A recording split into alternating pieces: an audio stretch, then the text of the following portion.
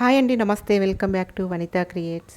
ఈరోజు సంకష్టహర చతుర్థి రోజు నేను చేసిన మోదకాలను చూపించబోతున్నాను.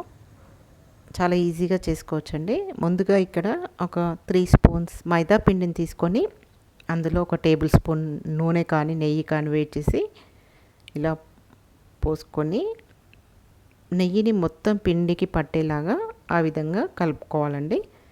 మొత్తం కలుపుకున్న తర్వాత కొంచెం కొంచెం వాటర్ వేసుకుంటూ పిండిని మెత్తటి ముద్దలాగా తయారు చేసుకోవాలి.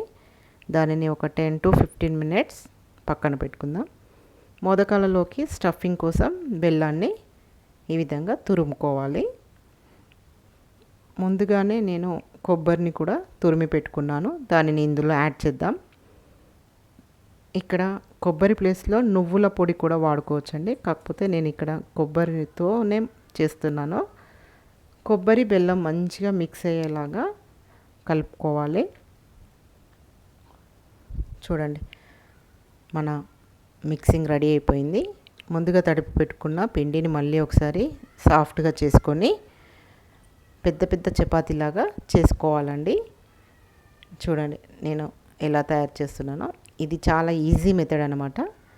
చిన్న చిన్న పూరిలా కాకుండా ఇలా పెద్ద చపాతీ చేసుకొని ఒక చిన్న బౌల్ తీసుకొని ఈ విధంగా కట్ చేసుకుంటే ఒకేసారి మనకు 6 to 7 మోదకాలకు పూరి రెడీ అయిపోతుంది. అలా చిన్న చిన్న పూరీలు చేసుకున్న వాటిలో మనం ముందుగా రెడీ చేసుకున్న స్టఫింగ్ని పెట్టుకొని ఫోల్డ్ చేసుకోవాలి. ఫోల్డింగ్ చేయడంలోనే ఉంటుంది. ఇక్కడ మౌల్డ్స్ కూడా దొరుకుతాయి, కాకపోతే నా దగ్గర లేదండి. నేను ఈ విధంగానే మోదకాలను తయారు చేస్తాను. చాలా ఈజీగా చేసుకోవచ్చండి. అలా పూరి చివర్లను అలా ఫోల్డ్ చేసుకుంటూ రౌండ్గా తిప్పుకోవాలి. ఆ విధంగా మోదకాలు రెడీ అయిపోతాయి. నేను ఇక్కడ కొన్ని పెద్ద సైజులో కూడా చేశాను కాబట్టి పెద్ద బౌల్ తీసుకొని కట్ చేశాను. చాలా ఈజీగా అయిపోతాయి.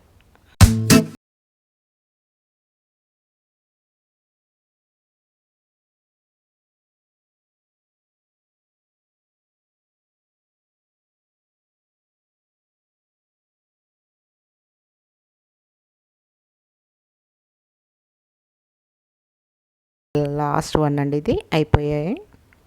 ఈ విధంగా రెడీ చేసుకున్న మోదకాలను మనం ఇప్పుడు ఫ్రై చేసుకుందాము.